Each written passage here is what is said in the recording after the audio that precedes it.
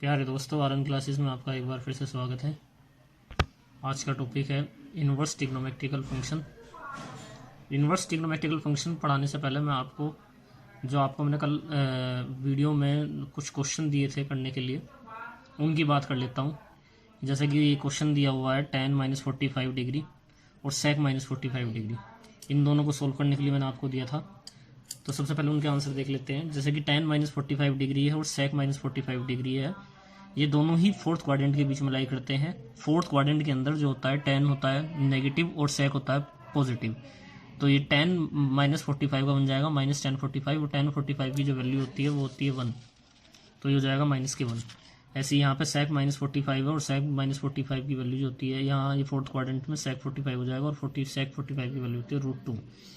अब उसके बाद हम चलते हैं आज के अपने टॉपिक पे, इन्वर्स ट्रिग्नोमेट्रिकल फंक्शन। टॉपिक को शुरू करने से पहले आप लोगों को यदि मेरी वीडियो अच्छी लगे तो इस वीडियो को जो है ज़्यादा से ज़्यादा शेयर कीजिए, लाइक कीजिए, चैनल को सब्सक्राइब कीजिए और आप साथ के साथ इसको नोट्स बनाते हुए चलें।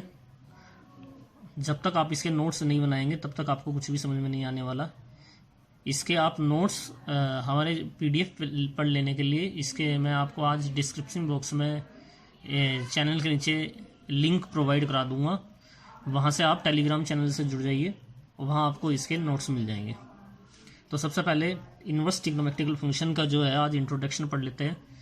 तो उसमें लिखा हुआ है, मैंने जो इंट्रोडक्शन की, f is a function then inverse of f is f inverse. मान लिया कि f एक फंक्शन है और जो उसका इन्वर्स है वो है f इन माइनस, यानी कि इसको पढ़ेंगे कैसे, f इन्वर्स ही पढ़ेंगे लेकिन लिखेंगे क्या, f की पावर -1। ये एग्जिस्ट तब करेगा जब f11 होगा और on2 होगा। तो वो आपके दिमाग में रहा होगा कि f11 और on2 क्या है। ये तो 11 on2 आपने पहले पढ़ रखा है, लेकिन मैं आपको रिकॉल करा देता हूँ 11 on2 होता है क्या है। तो 11 on2 होने के लिए आपने मैपिंग पढ़ी होगी। मैपिंग क्या होती है, तो मैपिंग के अंदर ये आपने, मैंने मान लिया कि दो सेट है, एक सेट ए है एक सेट बी है। सेट ए के अंदर भी 3 एलिमेंट है, सेट बी के अंदर भी 3 एलिमेंट है। सेट ए के तीनों एलिमेंट की इमेज यदि सेट बी के साथ यूनिक इमेज बी के साथ रखता होगा तो ये होगा 11 on2, यानी कि फर्स्ट एलिमेंट की इसके फर्स्ट एलिमेंट के साथ, सेकंड की सेकंड के साथ, थर्ड की थर्ड के साथ, यही कही कि इसके एक एलिमेंट की इधर के एक एलिमेंट के साथ। या फिर मेरी सिंपल लैंग्वेज में, जैसे कि मेरा टीचिंग वे, मैं ये बताता हूँ कि ये ए के सेट को मान लें स्टूडेंट और बी के को मान लें चेयर। तो एक स्टूडेंट एक चेयर पे बैठा हो, एक स्टूडेंट एक चेयर पे बैठा हो तो उसको कहते हैं 11 on2। अब यहाँ पे समझिए सेट ए है सेट बी है, इसके अंदर 3 स्टूडेंट हैं 2 चेयर है, यानी कि इधर 3 एलिमेंट है इधर 2 एलिमेंट है। तो एक स्टूडेंट एक चेयर पे बैठा, दो बाकी दो ने चेयर शेयर की तो ये हो गया। तो एक चेयर पे 2 से ज़्यादा जब बैठेंगे, 2 से ज़्यादा, तो उसे कहेंगे many one on2। Many one on2 की ये 1 से ज़्यादा हो गया ना, मैनी वन हो जाएगा। अभी आप ये देखिए कि ये 3 है, इधर है 4, तो ये तीनों बच्चे ये अलग अलग सीट पे बैठ गए लेकिन इधर खाली रह गया। जब भी इधर कोई एलिमेंट खाली रह जाता है उसे इंटू का देते हैं। अब इधर जैसे कि एक ही चेयर पे बैठना चाह रहे तो मैनी वन इंटू, लेकिन ऐसा कभी भी नहीं होगा कि एक ही स्टूडेंट जो है 2 चेयर पर बैठ जाए, एक स्टूडेंट 2 चेयर पर बैठ जाए। जैसे कि अब मैं आपको ऐसे और समझाऊं कि इधर कोई एक स्टूडेंट है और चेयर है 2, तो ये एक स्टूडेंट 2 पे, तो ऐसा पॉसिबल नहीं है। तो ये होगा नोट मैपिंग। तब आपकी समझ में आ रहा हो, मैपिंग समझ में आ गई होगी। तब आप पढ़ लेते हैं फंक्शन। फंक्शन किसे कहते हैं, जब ए के एलिमेंट की यूनिक इमेज सेट बी के साथ हो तो उसको कहते हैं फंक्शन। अब आपके में इन्वर्स फंक्शन है, इन्वर्स फंक्शन को क्या कहते हैं, देखो फंक्शन ए टू बी जाएगा, फंक्शन ए टू बी जाएगा और जो इन्वर्स फंक्शन है वो जाता है बी टू ए, यानी कि ए की जो फंक्शन की मैपिंग के साथ है। तो इन्वर्स मैपिंग उसे कहते हैं जब सेट बी का जो एलिमेंट है वो ए के साथ मैप हो, जब सेट बी का एलिमेंट ए के साथ मैप हो। तो देखो फंक्शन किसे कहते हैं, जब ए का एलिमेंट बी के साथ हो, और इन्वर्स फंक्शन उसे कहते हैं जब बी का एलिमेंट ए के साथ हो। यानी कि फंक्शन क्या है, जब ए का एलिमेंट बी के साथ यूनिक इमेज रखे, और इन्वर्स फंक्शन का जब बी का एवरी एलिमेंट ए के साथ यूनिक इमेज रखे। सपोज करो कि यहाँ पे एक एलिमेंट और ले लो, तो ये इन्वर्स फंक्शन नहीं है। इस टाइम ये फंक्शन तो है और यहाँ पे भी 3 एलिमेंट है, यहाँ भी 3 एलिमेंट है, तो ये फंक्शन भी है इन्वर्स फंक्शन भी है, लेकिन यहाँ पे इसके जो एलिमेंट है ये इन्वर्स फंक्शन नहीं है। ये बस आया आपको समझ में। तो अब जो है मैं आपको आगे पढ़ाता हूँ। ये आपको 6 ट्रिग्नोमेट्रिकल रेशो बताए थे, sine inverse, cos inverse, cosec inverse, sec inverse, tan inverse, cot inverse. तो ये साइन इनवर्स, कोस इनवर्स जो है 1/1/2 किस रेंज में होते हैं ये आपको याद करना पड़ेगा। मैंने लिख दिया है कि साइन इनवर्स जो डोमेन है यानी कि -1 to 1 है, उसकी मैक्सिमम वैल्यू जो है 1 है और मिनिमम वैल्यू -1 है, और बराबर भी हो सकती है -1 के। ये जो है क्लोज इंटरवल है, ये भी क्लोज इंटरवल है। क्लोज इंटरवल और ये स्मॉल जो ब्रैकेट है ये आपका ओपन इंटरवल है, यानी कि इसे ओपन ब्रैकेट कह देते हैं। अब ये जो लिखा हुआ है ये इसकी रेंज है, ये रेंज आपको याद करनी पड़ेगी। जैसे कि साइन की रेंज होती है -π/2 से +π/2, कोस इनवर्स की रेंज, साइन इनवर्स की रेंज होती है -π/2 से +π/2, यानी कि जो वैल्यू है वो -π/2 के बराबर या उससे बड़ी और π/2 से छोटी या उसके बराबर। ऐसी कोस इनवर्स की 0 to π, ऐसी कोसेक इनवर्स की -π/2 से π/2। अब -0 ये एक एलिमेंट लिखा हुआ, जीरो क्यों माइनस किया? जीरो इसलिए माइनस किया क्योंकि कोसेक 0 की वैल्यू क्या होती है? Not define. कोसेक 0 की वैल्यू नॉट डिफाइन होती है, मैंने आपको याद भी कराई होगी, लिखवाया भी हो टेबल, इसलिए माइनस कर दिया। तो नॉट डिफाइन वाला तो हमें कंसिडर करना ही नहीं है। ऐसी सेक हो गया, ये टेन हो गया और ऐसी कोट हो गया। इसके बाद हम आपको सीधे जो लेकर चलते हैं, कुछ नोट लिख लेना आप अपनी नोटबुक में। नोट, तो ये जो नोट है ये ऐसे हैं। इस नोट के अंदर क्या लिखा हुआ है? तो ये जो नोट लिखे हुए हैं इसमें लिखा हुआ साइन इनवर्स x जो है कभी भी बराबर नहीं होगा साइन x की होल पावर -1 के। बहुत से बच्चे क्या करते हैं, इन दोनों को एक समझ लेते हैं। ये दोनों के बीच में डिफरेंस है। साइन x की होल पावर -1 1/sin x के बराबर है। The value of inverse trigonometrical function which is lie in the range, जो मैंने अभी आपको रेंज लिखवाई थी उसके बीच में यदि इनवर्स ट्रिग्नोमेट्रिकल फंक्शन की कोई वैल्यू लाई करती है तो उसे कहेंगे principal value of the inverse trigonometrical function. Third point, ये आपका क्लोज ब्रैकेट इंटरवल है, मैंने आपको पढ़ा भी है आपने, मैंने आपको एक बार दोबारा से रिकॉल करा दिया। क्लोज इंटरवल किसे कहते हैं? मान लें कि जो x की वैल्यू है इस क्लोज इंटरवल के बीच में लाई करती है 1 और 2 है ये, तो x की जो वैल्यू है क्लोज इंटरवल के मतलब क्या ये है कि x की जो वैल्यू है 1 के बराबर या 1 से बड़ी, 2 के बराबर या 2 से छोटी होगी। इसको कहते हैं ओपन इंटरवल, यानी कि ये 1 और 2 से 1 से बड़ी होगी, 2 से छोटी होगी, लेकिन 1 और 2 के कभी बराबर नहीं होगी। ये हाफ क्लोज हाफ ओपन है, यानी कि 1 और 2 लिया हुआ है, 1 के बड़ी होगी, 1 के बराबर होगी, लेकिन 2 के छोटी होगी। ऐसे इधर लिखा हुआ है हाफ ओपन हाफ क्लोज। अब मैं आपको कुछ क्वेश्चन कराता हूँ एक्सरसाइज 2.1 के। एक्सरसाइज 2.1 ये एनसीईआरटी की एक्सरसाइज है, एनसीईआरटी की एक्सरसाइज है। इसके क्वेश्चन कर लेते हैं। इससे पहले मैं एनसीईआरटी दिखा देता हूँ आपको। देखिए, आप लोगों के पास किसी के पास एनसीईआरटी ना हो तो मैंने दिखा दिया आपको एनसीईआरटी 2.1, ये आपकी अनसोल्व प्रॉब्लम है। नेक्स्ट पेज में भी लिखी हुई अनसोल्व प्रॉब्लम। तो सबसे पहले हम एग्जाम्पल नंबर ये 2 कर लेते हैं, क्योंकि 1 तो बहुत ईजी है। एग्जाम्पल नंबर 2 कर लेते हैं, फिर उसके बाद हम जो है ये अनसोल्व प्रॉब्लम करेंगे। एग्जाम्पल नंबर 2 को समझने से पहले समझ लेते हैं क्या है एग्जाम्पल नंबर 2। एग्जाम्पल नंबर 2 है find the principal value of the cot inverse -1/√।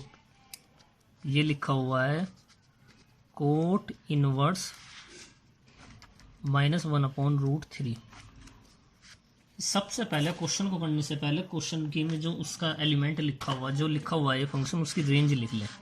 तो पहले रेंज लिखें, रेंज ऑफ कोट इनवर्स क्या है? ये कोट इनवर्स की रेंज क्या है? 0 to π। ओपन इंटरवल में लिखा हुआ है 0 to π। अब 0 to π ये रेंज हो गई आपकी। इसके बाद मैंने जो आपको बताया था, बहुत लिखवाया था इससे पहले वीडियो में, जिन लोगों ने वीडियो नहीं देखी है वो उस वीडियो को भी देख लें। मैं इसका लिंक जो है, उस वीडियो का लिंक इसके डिस्क्रिप्शन बॉक्स में जो प्रोवाइड करा दूंगा, वीडियो के एंड में प्रोवाइड करा दूंगा। तो सबसे पहले मैंने जो आपको ये मैंने पढ़ाया था ये जो है, तो ये कोट जो है आप क्वेश्चन में देखेंगे कोट कैसा है, माइनस का है। तो आपको सबसे पहले ये ट्रिग्नोमेट्रिकल जो मैंने आपको क्वाड्रेंट लिखवाए थे, इन क्वाड्रेंट में देखना है ये कोट किस क्वाड्रेंट के अंदर माइनस है। कोट जो क्वाड्रेंट है किसी सेकंड और थर्ड के अंदर माइनस है। दूसरा सेकंड और थर्ड के अंदर, सेकंड और फोर्थ के अंदर माइनस है, क्योंकि थर्ड और फर्स्ट में तो प्लस है कोट। तो आपको देखना है कि कोट की रेंज क्या है। कोट की रेंज ये है 0 से बड़ा होगा, पाई से छोटा होगा। अब आप इसको माइनस को भूल जाएं, माइनस को भूलने के बाद आप देखें कोट की वैल्यू किसके बीच में है। कोट जो है वैल्यू किसकी है 1/√3, 1/√3 है 60 पे, और कोट 60 को क्या लिख सकता हूँ मैं, कोट π/3 लिख सकता हूँ। अब ध्यान से समझें आप, कोट π/3। अब ये जो है सेकंड और फोर्थ क्वाड्रेंट में नेगेटिव है ना, कोट जो है सेकंड और फोर्थ क्वाड्रेंट में नेगेटिव है। तो यहाँ पे देखें क्या लिखा हुआ 180 माइनस थीटा, और मैंने भी आपको बताई थी कोट 180 माइनस थीटा, तो 180 माइनस थीटा लिखा हुआ है, उस नेगेटिव के हिसाब से चलना और देखना है कि रेंज इससे होना चाहिए। तो 180 माइनस थीटा तो इससे छोटा ही आएगा, तो मैं इसको लिख लेता हूँ कोट पाई माइनस, क्योंकि किस पे लाई कर रही थी ये 60 पे, और 60 को क्या लिख सकता हूँ π/3। तो ये आपका क्या हो गया कोट, ये तो कोट से कोट्स कैंसिल हो गया, और ये हो गया 2π/3। ये आपको आंसर चेक कर लेना है कि ये इसकी रेंज के अंदर आना चाहिए। मैं इसको एक बार दोबारा से फिर से समझाता हूँ कि ये जो है कोट जो है किस क्वाड्रेंट के अंदर नेगेटिव है, कोट नेगेटिव है सेकंड और किसके अंदर, फोर्थ के अंदर, सेकंड और फोर्थ के अंदर नेगेटिव है कोट। और आपकी जो वैल्यू है, यदि यहाँ सपोज करो ये पॉजिटिव होता तो सीधे सीधे फिर तो ये π/6 आ जाता, ये माइनस ना होता तो फिर तो सीधे सीधे आपका वो 3 आ जाता, क्योंकि π/3 जो है 60 तो वैल्यू होता है ना कोट 1/√3 की। इस माइनस से क्वेश्चन जो है चेंज हो गया है। तो सबसे पहले कोट की रेंज देखनी है, रेंज क्या है कोट की, जो है कोट इनवर्स की 0 to π है, इस पाई के हिसाब से फिर चलना पड़ेगा। अब ये देखना है कि कौन से क्वाड्रेंट में जो है कोट जो है नेगेटिव है, कोट जो नेगेटिव है सेकंड और फोर्थ में नेगेटिव है। तो ये क्या लिखा है 180 माइनस थीटा लिखा है, तो जो भी वैल्यू आती है उसे 180 में से माइनस कर देंगे। आप चाहें तो इसमें प्लस भी कर दें, लेकिन प्लस करने के बाद आप ये देख लें कि रेंज इसी के अंदर आनी चाहिए। आप यदि प्लस करेंगे इसे π/2 प्लस π/3, तो आप चेक कर लें कि रेंज यदि इसके अंदर आ रही है तो वो भी आपका आंसर सही है। जैसे करके देखना। अभी मैं आपको क्वेश्चन नंबर फर्स्ट कराता हूँ एनसीईआरटी का, क्या लिखा हुआ साइन इनवर्स माइनस के 1/2। अब मैं आपको दोबारा समझाता हूँ कि साइन इनवर्स माइनस 1/2, साइन कहाँ पे नेगेटिव है, साइन नेगेटिव है सेकंड क्वाड्रेंट में, और सेकंड में पॉजिटिव है और फर्स्ट में भी पॉजिटिव है। साइन नेगेटिव है थर्ड क्वाड्रेंट और फोर्थ क्वाड्रेंट के अंदर। तो उससे पहले साइन की रेंज देख लेते हैं। साइन की रेंज जो है माइनस की है, माइनस π/2 से प्लस π/2। साइन इनवर्स की जो रेंज है माइनस π/2 से प्लस π/2 है। तो ये तो सिंपली है, माइनस हो जाएगा, तो इसको क्या लिख देंगे, ये 1/2 जो है 1/2 किस पे वैल्यू होती है π/6 पे होती है, तो इसे मैं माइनस π/6 लिख दूंगा। माइनस π/6 लिख दिया यहाँ, माइनस π/6 लिख दिया, तो ये क्या हो जाएगा, आंसर आ जाएगा माइनस के π/6। अब आपके दिमाग में हो रहा होगा कि इससे पहले जो क्वेश्चन किया था इसमें ऐसा क्यों नहीं लिखा। इसमें ऐसा इसलिए नहीं लिखा क्योंकि रेंज जो है कोट की वो माइनस में नहीं है। ये चीज़ सबसे ज़्यादा डिपेंडेंट करती है। यहाँ भी यदि रेंज माइनस की होती, जैसे उसमें लिखा था अभी क्वेश्चन में कि साइन की रेंज है माइनस π/2 प्लस π/2, और इस क्वेश्चन में भी रेंज यदि माइनस π/2 से प्लस π/2 होती तो ये क्वेश्चन भी बिल्कुल ही इस सिमिलर हो जाता है इस क्वेश्चन के जैसा। तो रेंज है नहीं, रेंज पे क्वेश्चन डिपेंड कर रहा है, आपको समझना है रेंज। जिसको रेंज का खेल समझ में आ गया, क्वेश्चन समझ में आ गया। जैसे कि ये लिखा है कोस इनवर्स √3/2, तो यहाँ तो नेगेटिव साइन है ही नहीं, तो ये तो बहुत ही आसान हो गया। ये किसकी वैल्यू होती है π/6 की, तो π/6 आ गया। यहाँ पे भी नेगेटिव साइन नहीं है भाई, कोसेक इनवर्स 2 है, 2 जो है नेगेटिव वैल्यू पे ज़्यादा ध्यान रखना। नेगेटिव वैल्यू जो है वो आपको जो है क्वेश्चन पे रेंज पे ध्यान देना है। ध्यान पॉजिटिव वाली पे भी देना है कि आंसर जो है आपका आउट ऑफ रेंज ना आ जाए। ये π/6 है, π/6 का मतलब क्या 30 है, और ये क्या है 0 to 180, 30 0 to 180 के बीच में आता है, इसलिए आपका करेक्ट है। ऐसे ये 30 है, ये भी इसी के बीच में आता है। यहाँ पे 0 नहीं आना चाहिए था, क्योंकि 0 आते ही क्या हो जाएगा, नॉट डिफाइंड। अब आप क्वेश्चन नंबर 4 देखें। क्वेश्चन नंबर 4 जैसे ये लिखा हुआ है tan इनवर्स माइनस के √3। अब यहाँ भी देखो माइनस आ गया, लेकिन tan की तो रेंज भी तो माइनस होती है ना। tan की रेंज क्या होती है, ये ओपन इंटरवल है, माइनस π/2 के बराबर नहीं आएगा, उससे बड़ा आएगा, और प्लस π/2 से छोटा आएगा। तो ये √3 है, √3 किस पे वैल्यू आती है, √3 वैल्यू आती है आपकी tan की किस पे 60 पे। ये मैंने आपको टेबल लिखवाई थी, आप लर्न कर ले, 60 पे लिखवाई थी। तो 60 को लिख सकता हूँ π/3, क्योंकि ये माइनस में होती है, तो ये तो फोर्थ क्वाड्रेंट के अंदर tan माइनस का होता है, tan सेकंड और फोर्थ क्वाड्रेंट के अंदर माइनस होता है, इसलिए माइनस आ गया।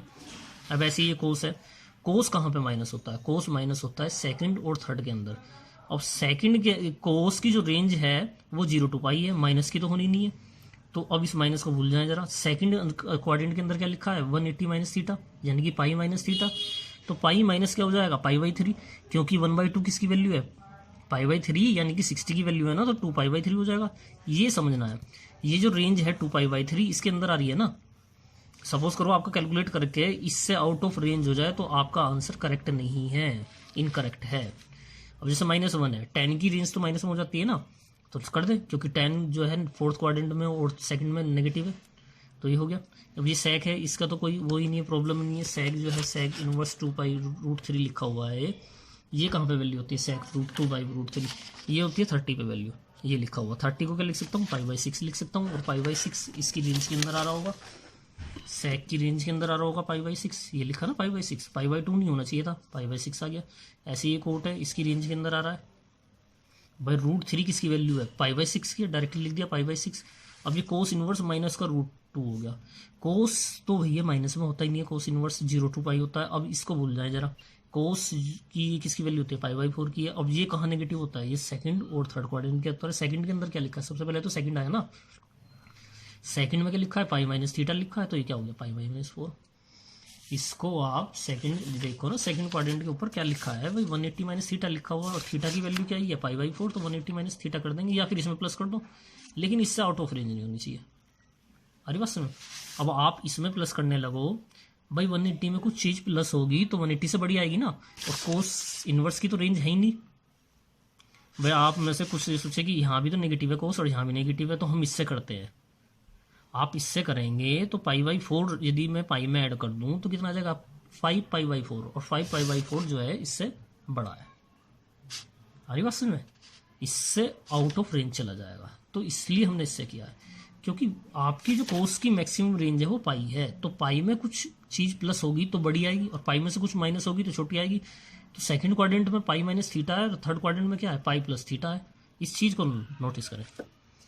ऐसे ये लिखा हुआ है कोसेक इनवर्स माइनस के √2, और कोसेक की तो रेंज होती है ना माइनस में, तो कोसेक की रेंज होगी माइनस में, तो ये तो माइनस में हो गया। और कोसेक माइनस का होता है सेकंड नहीं, सेकंड ही थर्ड और फोर्थ क्वाड्रेंट में कोसेक माइनस होता है, ये याद कर लेना है आपको। तो ये सिंपली हो जाएगा ये, ठीक है ना, माइनस के π/4 हो जाएगा, आंसर क्या आ जाएगा, माइनस के π/4। इसके बाद 11 क्वेश्चन, आपका क्वेश्चन नंबर 11 देखिए, ये तो 3 दे दिए इसने एक ही साथ। ये tan इनवर्स 1, इसका तो कोई प्रॉब्लम ही नहीं है। tan इनवर्स 1 इसको क्या लिख सकता हूँ, π/4। कोस इनवर्स -1/2, और कोस की रेंज क्या होती है, अब तो आपको याद भी हो गया होगा, क्लोज इंटरवल 0 to π, यानी कि पाई से बड़ी होगी नहीं, पाई के बराबर हो सकती है। और ये क्या है, ये तो माइनस है, लेकिन माइनस को यदि मैं थोड़ी देर के लिए भूल जाऊँ तो 1/2 किसकी वैल्यू है, 1/2 किसकी वैल्यू है, π/3 की है। और कोस कहाँ पे नेगेटिव होता है, सेकंड और थर्ड में, और सेकंड के अंदर क्या है, π-θ है, तो पाई माइनस क्या हो जाएगा, π/3 हो जाएगा। तो π/3 का क्या आएगा, 2π/3। और साइन तो माइनस में भी होता है, तो साइन को लिख दे माइनस में, ऐसी ये आपका कैलकुलेट करके आंसर आ जाएगा। ऐसे ही यहाँ पे देखिए 12 क्वेश्चन, कोस इनवर्स माइनस का 1/2 लिखा हुआ है, और 2 माइनस का नहीं है, प्लस का है, सॉरी, 2 साइन इनवर्स 1/2 लिखा है, तो यहाँ तो कोई प्रॉब्लम है नहीं क्योंकि दोनों पॉजिटिव हैं, और आउट ऑफ रेंज होने के नहीं है, तो क्या हो जाएगा, 2π/3 आ जाएगा कैलकुलेट करके। इसके बाद यदि आप देखें क्वेश्चन नंबर 13, ये दोनों MCQ थे। क्वेश्चन नंबर 13 में लिखा है, इफ साइन इनवर्स x बराबर y लिखा, तो देन ये तो आपको पता है कि साइन इनवर्स की रेंज क्या होती है, -π/2 से +π/2 के बीच में होती है। ये तो मैंने आपको अभी लिख के भी दिखाया था, ठीक है ना, इसका बी ऑप्शन सही होगा। अब ये 14 क्वेश्चन है, ये आपको करना पड़ेगा। तो tan इनवर्स √3 लिखा था, माइनस के सेक इनवर्स माइनस के √2 लिखा हुआ था, तो इसमें तो कोई प्रॉब्लम है नहीं क्योंकि माइनस नहीं है, ये आ गया π/3। अब यहाँ प्रॉब्लम आएगी, सेक किस क्वाड्रेंट में माइनस है, सेक जो है आपका सेकंड और थर्ड क्वाड्रेंट में माइनस है, वही सेकंड और थर्ड क्वाड्रेंट में माइनस है। अब सेक की रेंज क्या है, सेक की जो रेंज है आपकी, वो रेंज है 0 to π, क्लोज इंटरवल के अंदर -π/2। मैं लिख देता हूँ, range of sec inverse is 0 to π, और एक एलिमेंट माइनस हो जाएगा π/2। ये माइनस क्यों हो रहा है, क्योंकि π/2 पे ये सेक जो है नॉट डिफाइन होता है, क्योंकि सेक π/2 की वैल्यू क्या होती है, नॉट डिफाइन। तो ये जो है 0 से बड़ा और बराबर भी हो सकता है, पाई से छोटा होगा, लेकिन π/2 नहीं होगा। तो सेक जो नेगेटिव है वो सेकंड और थर्ड के अंदर नेगेटिव है। सेकंड के अंदर क्या है, 180 - θ, थोड़ी देर के लिए माइनस का साइन भूल जाएं। ये किसकी वैल्यू है, π/3 की, तो मैंने π/3 कर दिया। तो ये बाहर पहले से ऑलरेडी माइनस था, तो ये माइनस माइनस हो गया, ये π/3 हो गया, ये π/3 कितने हो गए, 2π/3, ये माइनस, और जब आप इसका एलसीएम लेंगे तो ये 2π/-3 आ जाएगा, ये 3 लिखा हो 3π, और ये आंसर आ जाएगा माइनस के π/3। तो आपको यदि ये वीडियो अच्छी लगी हो तो वीडियो को शेयर कीजिए, सब्सक्राइब कीजिए चैनल को। Thank you.